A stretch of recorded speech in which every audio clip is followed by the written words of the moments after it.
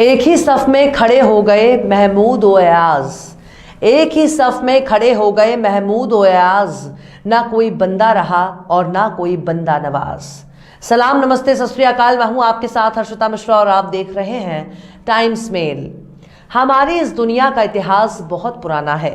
कोई कहता है लाखों साल पुराना, कोई कहता है करोड़ों साल पुराना और कोई कहता है हमारे पूर्वज बंदर थे। बंदरों से याद आया, आज हम आपको एक ऐसी कौम के बारे में बताने जा रहे हैं जिसे किसी जमाने में सुपर पावर कहा जाता था, लेकिन आज के दौर में उस कौम की हैसियत महज किसी बंदर से कम नहीं, जो हर जगह से जूते खा रही है, हर तरफ से लात घूसे और गालियां खा रही है। दरअसल हम बात कर रहे हैं मुसलमान की। वो मुसलमान जिन्होंने अपनी एक ललकार ने वक्त के बड़े बड़े बादशाहों के तख्त हिला दिए, जिन्होंने अपनी निगाह उठा दी तो पूरा अरब ही एक खुदा को मानने लगा, जिन्होंने रोमन एम्पायर के सुपर पावर होने के गुरूर को तोड़ दिया, जिन्होंने पर्शियन एम्पायर तो घुटने टेकने पर मजबूर कर दिया। ऐसी कौम जिसने दुनिया के कोने कोने में अपनी कामयाबी के झंडे गाड़ दिए, आज वही कौम हर जगह से दुत्कारी जा रही है। मुसलमान अगर खुले में नमाज पढ़ता है तो उन पर पाबंदी लगा दी जाती है। मुसलमान अगर गाय भैंस चराने निकल जाए उन्हें पीट पीट कर मार दिया जाता है। मुसलमान अगर किसी जानवर के साथ नजर आ गया तो पशु तस्कर बताया जाता है। अगर किसी गाय के साथ नजर आ जाए तो गौरक्षा के नाम पर उनकी मॉब लिंचिंग हो जाती है। मुसलमान अगर किसी गैर मजहब की लड़की से इश्क कर लेता है तो उसे लव जिहाद का नाम दिया जाता है। जमीन खरीद लेता है तो उसे लैंड जिहाद कहा जाता है। दुकान खोलकर अगर अपना बिजनेस शुरू कर देता है तो उसे बिजनेस जिहाद और इकोनॉमी जिहाद कहा जाता है। एक तिहाड़ी पत्रकार तो बाकायदा जिहाद की ऐसी ऐसी किस्में सुना चुका है जिसके बारे में खुद बड़े से बड़ा मुसलमान भी नहीं जानता। बंदरों से इंसान बनने की थ्योरी आपने बहुत बार सुनी होगी, लेकिन आज हम आपको इंसान से बंदर बनते जा रहे मुसलमानों के बारे में बताने जा रहे हैं। हमारी बातें आपको थोड़ी कड़वी लग रही होंगी, कुछ मुसलमानों का खून भी खौल रहा होगा, लेकिन सब्र से काम लीजिए। आज आप टाइम्स मेल को दिल खोलकर गालियां दे लेना, लेकिन हमारे आज के इस एपिसोड की एक एक लाइन को गौर से सुन लेना, फिर जितना मन करे उतना गाली देना। आज का हमारा ये एपिसोड मुसलमानों की उस कमजोरी को बताने जा रहा है जिसकी वजह से ये पूरी कौम जलील हो रही है, आखिर सड़क पर भीख मांगने वाली कौम बन चुकी है। आज हम इस बात पर रोशनी डालेंगे कि आखिर ये कौम हर जगह क्यों पिट रही है और क्यों लात घूंसे खा रही है। ये कौम आखिर क्यों अपनी ही माँ बहन की गालियां खा रही है। आखिर क्यों ये कौम दिनों दिन अपनी तबाही की तरफ बढ़ती जा रही है। बताएंगे आपको और भी बहुत कुछ, लेकिन आप अगर हमारे चैनल पर नए हैं और पहली बार हमारी वीडियो को देख रहे हैं तो आप हमारे चैनल टाइम्स मेल को सब्सक्राइब कर लें, वीडियो को लाइक कर दें और बेल आइकन का नोटिफिकेशन बटन भी आप प्रेस कर दें ताकि बिना देरी हमारी हर खबर आपको मिलती रहे। लौटते हैं अब खबर की तरफ। एक ऐसी कौम जो रेगिस्तान से आंधी बनकर उठी और पूरी दुनिया पर छा गई। एक ऐसी कौम जिसने लोगों के दिलों पर राज किया। एक ऐसी कौम जिसमें तकरीबन 1.25 लाख पैगंबर और रसूल आए। एक ऐसी कौम जिनके पैगंबरों को चाहने वाले ईसाई भी हैं और यहूदी भी। एक ऐसी कौम जिसने एक अल्लाह को मानना सिखाया। एक कौम जिसने लोहा, तांबा, मिट्टी और लकड़ी के बने खुदाओं को औधे मुंह ढेर कर दिया। एक ऐसी कौम जिसने वक्त के बड़े बड़े सुपर पावर सल्तनत को जमींदोज कर दिया, बड़े बड़े सुल्तानों को उनकी सुल्तानी छोड़ने पर मजबूर कर दिया। एक ऐसी कौम जिसने इंसान को गुलामी से आज़ाद कराया। एक ऐसी कौम जिसने औरतों को हक दिलाया। एक ऐसी कौम जिसने औरतों को तवायफ, लौंडी और हवस की बेड़ियों से आज़ाद कराया और उनको बीवी का दर्जा दिया। आखिर क्यों जब हम भारत की तरफ देखते हैं तो इस्लाम और मुसलमान का मतलब ही बदल जाता है। आज उसी कौम के लोगों की हालत इतनी खराब है कि हर जगह से दुत्कारी जा रही है, हर जगह से गालियां सुनने को मिल रही हैं, हर जगह से रुसवाई मिल रही है, हर जगह जूते खा रहे हैं। आखिर इसके पीछे की वजह क्या है? क्या मुसलमानों को तलवार उठाना चाहिए? क्या मुसलमानों को गोश्त खाकर अपनी ताकत बढ़ानी चाहिए? क्या मुसलमानों को अपने दुश्मन को पहचानने की जरूरत है? क्या मुसलमानों को अपना बदला लेने की जरूरत है? आज हम आपको भारतीय मुसलमानों की बर्बादी और तबाही के पीछे की सबसे बड़ी वजह एक शब्द में बता दे रहे हैं। दरअसल इसके पीछे की सबसे बड़ी वजह कोई और नहीं है बल्कि खुद मुसलमान ही है। यानी मुसलमानों का अगर कोई सबसे बड़ा दुश्मन है तो वो खुद मुसलमान ही है। इसकी शुरुआत हम झारखंड की एक घटना से करने जा रहे हैं, जहां कोरडमा में जुमे के रोज पुलिस के जरिए मुसलमानों को गाली देने की घटना पेश आई। एक आरोपी को पकड़ने गई पुलिस को जब घर पर आरोपी नहीं मिला, तब पुलिस वालों ने आरोपी के घर की दहलीज पर खड़ा होकर घर की महिलाओं समेत पूरे परिवार को गालियां देनी शुरू कर दी। जब राहगीरों ने जुमे का हवाला देकर गाली देने पर ऐतराज किया, तब पुलिस ने जुमे के नाम पर गंदी गंदी गालियां तौलनी शुरू कर दी। बहरहाल ये वीडियो वायरल है, लेकिन कुल मिलाकर गालियां देने वाले पुलिस वालों की नौकरी पर कोई खतरा नहीं है और ना ही उन पुलिस वालों को नौकरी से निकाला जाएगा। दूसरी घटना हरियाणा की है, जहां राहुल खान को पीट पीट कर मार दिया जाता है। उसके कातिल उसी के दोस्त बताए जा रहे हैं। दावा किया जा रहा है कि राहुल को मारते वक्त कहा गया कि तू मुल्ला है और हम हिंदू। तीसरी घटना भी हरियाणा से है, जहां गुरुग्राम में हर जुमे को कुछ संगठनों की नौटंकी देखने को मिलती है। बार बार और हर बार जुमे के वक्त खुले में नमाज के विरोध के नाम पर हंगामा होता है, जबकि मुसलमानों के पास भारत में रेलवे के बाद सबसे ज्यादा जमीनें हैं। अब इसे मुसलमानों की कमजोरी कहें या फिर मजबूरी, लेकिन आज वक्फ की जमीनें मुसलमानों के पास नहीं हैं। यानी अगर मुसलमान अपने ही वक्फ की जमीनें वापस हासिल कर लेता है तो आज भारत का मुसलमान सबसे बेहतर हालत में नजर आएगा। लेकिन 14% से ज्यादा की आबादी वाला मुसलमान आज इतना कमजोर हो चुका है कि भारत में हर चौथा भिखारी मुसलमान ही है। जिस कौम में गरीबों की हालत सुधारने के लिए फितरा और ज़कात का सिस्टम मौजूद है, उस कौम की ये हालात हैं कि सड़क पर चारों तरफ भीख मांगता नजर आ रहा है। आखिर क्यों मुसलमानों की ऐसी हालत हो गई है कि वो भीख मांगने के कगार पर पहुंच गया, और क्यों वक्फ की अपनी ही जमीनों को नहीं बचा पा रहे हैं, यहां तक कि अब उनकी नमाज भी महफूज नहीं? तो इसका सीधा सा जवाब है कि भारत में कोई मुसलमान ही नहीं। दरअसल मुसलमान उसे कहा जाता है जो एक खुदा को मानता हो, एक रसूल और उनके बताए रास्ते पर चलता हो, और जिसका आचरण पैगंबर के मुताबिक हो। बरसों पहले जब भारत में इस्लाम आना शुरू हुआ, तब यहाँ के दलित, आदिवासी और पिछड़े समाज के हिंदुओं ने सबसे पहले इस्लाम अपनाना शुरू कर दिया।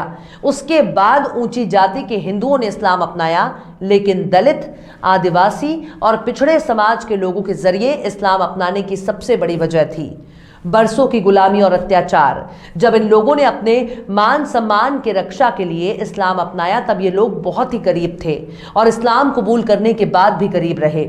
मुसलमान बनने के बाद ये लोग अल्लाह को मानने लगे, लेकिन हिंदू से मुस्लिम बनने के बाद भी ये लोग जाति की गंदगी अपने सिर पर ढोते रहे।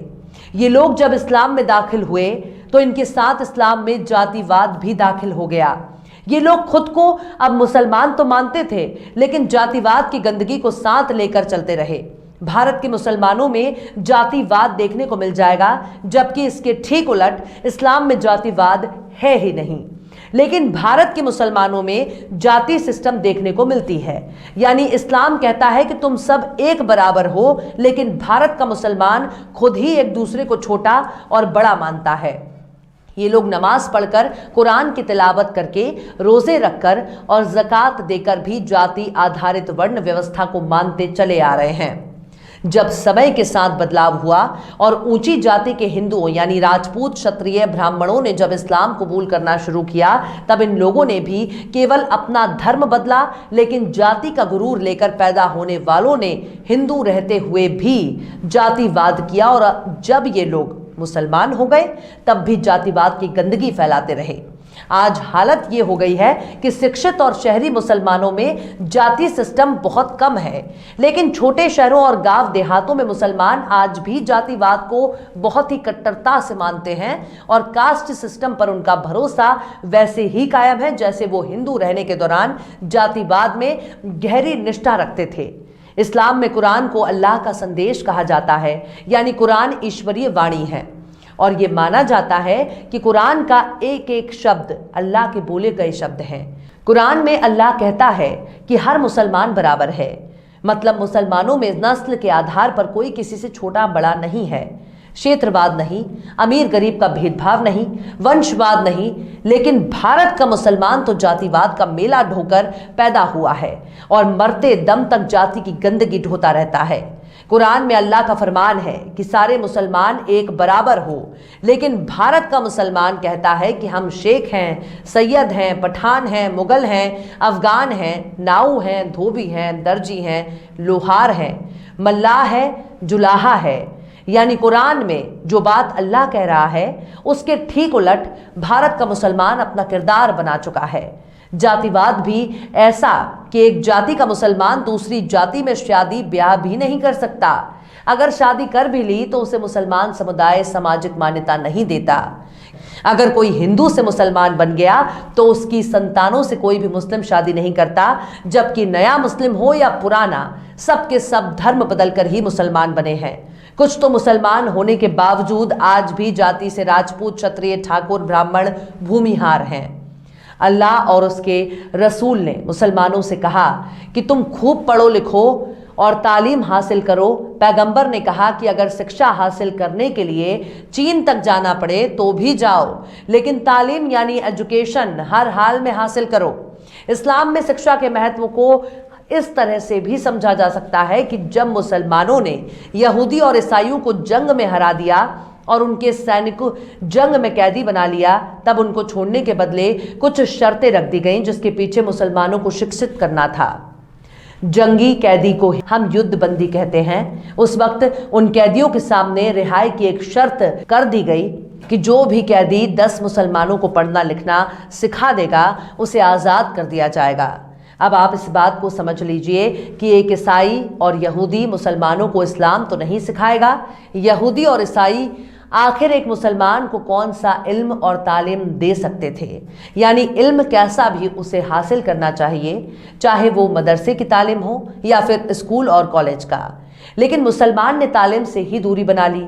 आज मुसलमान भारत में सबसे जाहिल कौम है। इल्म और तालीम से दूरी बनाने की वजह से मुसलमान दूसरी भाषाओं से भी अनजान है। भारत के मुसलमान आज भी कुरान से बहुत दूर हैं। कुरान अरबी भाषा में है। 1400 साल से लेकर आज तक रोज़ा, नमाज, खुतबा सब अरबी भाषा में होता है। मुसलमानों के लिए अरबी भाषा ही एक सबसे बड़ी समस्या है, क्योंकि अरबी भारतीय मुसलमानों की मातृभाषा नहीं है। भारतीय मुसलमानों की भाषा हिंदी, उर्दू, भोजपुरी, मराठी, तमिल, तेलुगु, मलयाली, कन्नड़, बंगाली है। इसलिए स्थानीय और क्षेत्रीय भाषा ही मुसलमानों की मातृभाषा है। ऐसे में उनके लिए अरबी भाषा अपने आप में ही बहुत पराया है। मुसलमान अपनी क्षत्रिय और मातृभाषा से बहुत प्यार करता है, इसलिए मुसलमानों ने अरबी का व्याकरण सीखकर कुरान पढ़ना तो सीख लेता है, लेकिन कुरान में क्या लिखा है और कुरान में अल्लाह क्या कहता है, इस बात से मुसलमान बिल्कुल अनजान है। यानी मुसलमान अगर हाफिज़े कुरान भी हो जाए तब भी उसने केवल कुरान को रट लिया है, लेकिन कुरान के एक एक शब्द का अर्थ खुद उन मौलानाओं और इमामों को नहीं पता जो नमाज और कुरान पढ़ाते हैं। 19वीं सदी में सबसे पहले कुरान का ट्रांसलेशन और अरबी भाषाओं में किया जाने लगा। तब जाकर पढ़े लिखे मुसलमानों में थोड़ी बहुत इस्लाम और कुरान की समझ पैदा हुई। इससे पहले मौलवी साहब जो कह दें उसी को सच मान लिया जाता था, और मौलवी साहब जैसों ने ही मुसलमानों को कुरान पढ़ाकर भी कुरान से दूर कर दिया, और आज भी मुसलमानों को नए दौर के एजुकेशन सिस्टम से दूर रहे हैं।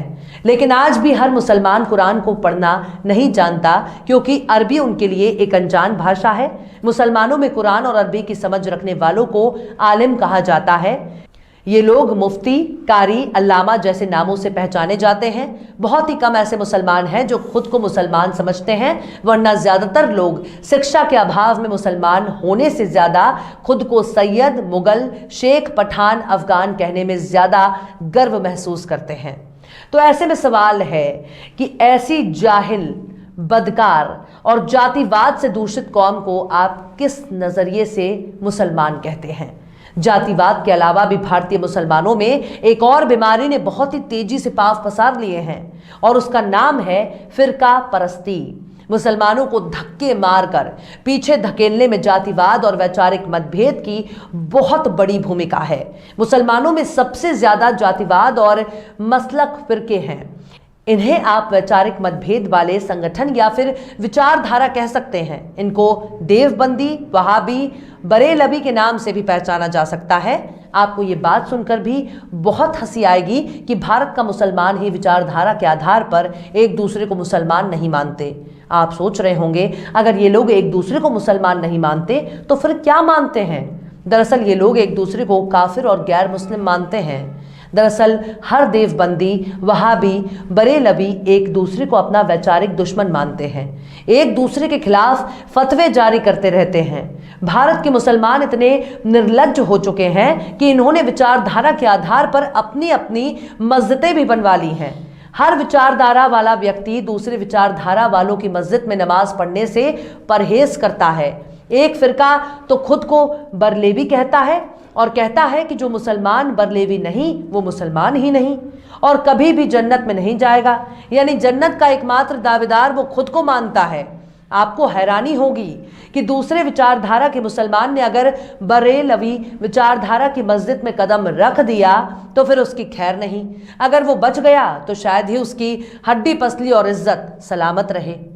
एक बात और, जिंदा रहते हुए भी हर मुसलमान दूसरे मुसलमान को काफिर और बद अकीदा मानता है और अगर कभी मर गया तो उसका अंतिम संस्कार कोई दूसरे विचारधारा का व्यक्ति नहीं कर सकता।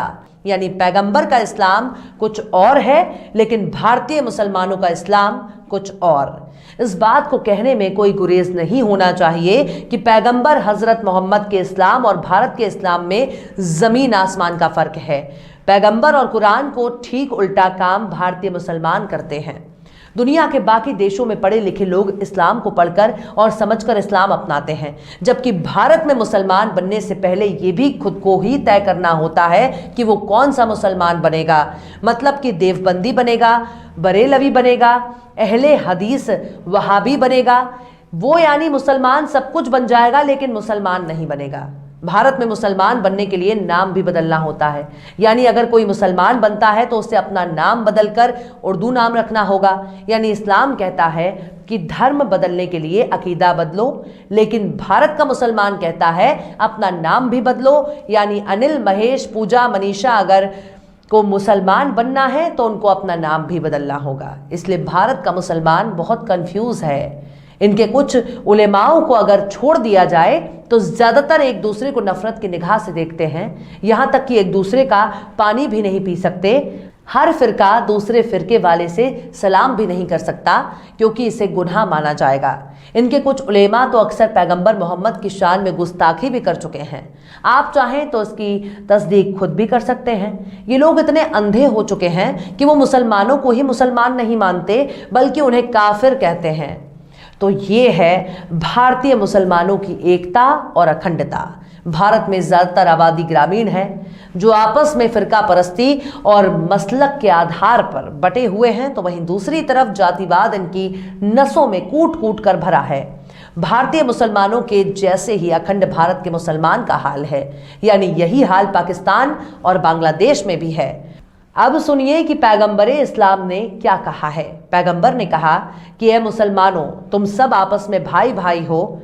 तुम में गोरे और काले के आधार पर कोई बड़ा या छोटा नहीं, अमीर और गरीब के आधार पर कोई श्रेष्ठ नहीं, क्षेत्र के आधार पर कोई ज्येष्ठ नहीं। यानी अरबी को गैर अरबी और गैर अरबी को अरबी पर कोई श्रेष्ठता हासिल नहीं।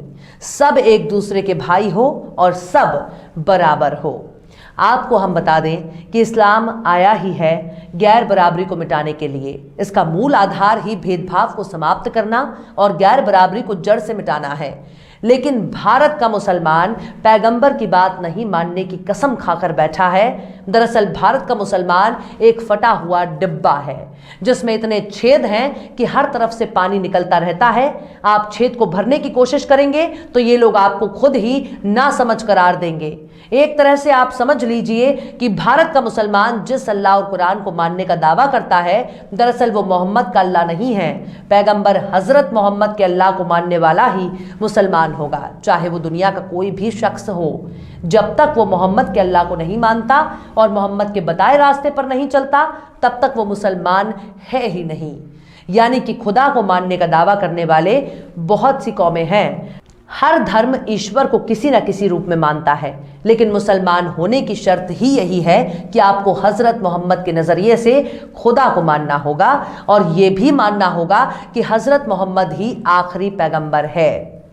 टाइम्स मेल ने अपने रिसर्च के दौरान ये पाया कि भारत का मुसलमान पूरी दुनिया का 8वां अजूबा है, जिसके सोच और विचार दुनिया के बाकी मुसलमानों से बहुत अलग है।